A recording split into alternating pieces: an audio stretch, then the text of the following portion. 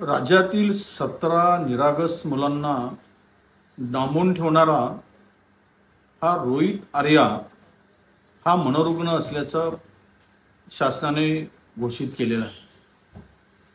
खरं तर या शासनाची आणि हे बोलणाऱ्याची क्यू याविषयी वाटते। जर हा मनोरुग्ण होता तर याला शालेय संबंधित काम का दिलं? शालेय शिक्षण विभागाने यांच्याकडून इतर कामं का करून घेतली? आर्या हे सातत्याने सांगत होते की माझी थकबाकी मिळत नाही आणि थकबाकी मिळत नाही म्हणून जर म्हणजे त्याच्याकडे जे कामं होती ते PLC स्वच्छता मॉनिटर आणि माझी शाळा अशा योजनांचं काम त्याच्याकडे दिलं गेलं होतं।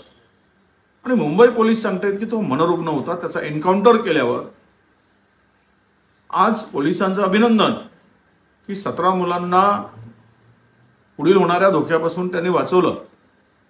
पण हा मनोरुग्ण होता तर मग याला ही कामं देऊन ते जे म्हणत होता की माझी 2 कोटीची बिलं थकवली गेली आणि त्या पोटी त्यांनी या सगळ्या मुलांना ओलीस धरलं होतं।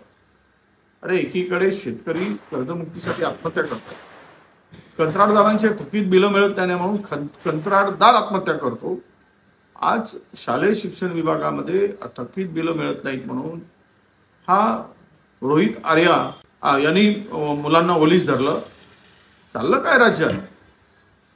या राज्यामध्ये अंधेर नगरी चौपट राजा असंच सगळा कारभार दिसतोय। आणि यातून या ज्या घटना काही पुढे येऊ पाहत आहेत किंवा याचं गांभीर्य जे आहे हे शासनाच्या कधी लक्षात येईल? थोडी तरी लाज ठेवा राज्यकर्ते म्हणून। तुम्हाला जर तुमची ऐपत नाही तर कशाला काम करून घेताय आणि वरून मनोरुग्ण म्हणताय? म्हणजे काय झक मारायला मनोरुग्णाला काम दिलं तुम्ही? तो मनोरुग्ण होता त्याच्याकडून कामं का करून घेतली? अरे कुणाशी बनवाबनवी करताय? कुठे पाप फेडाल तुम्ही? कुठे लपवताय सगळं? एकूणच राज्य हे आता खऱ्या अर्थानं एक कंगाल राज्य करून सोडलात तुम्ही आणि त्याची केलेली पापं लपवण्यासाठी दुसऱ्यावर पापाचं खापर फोडताय। हे आता महाराष्ट्रातील जनता ओळखून आहे।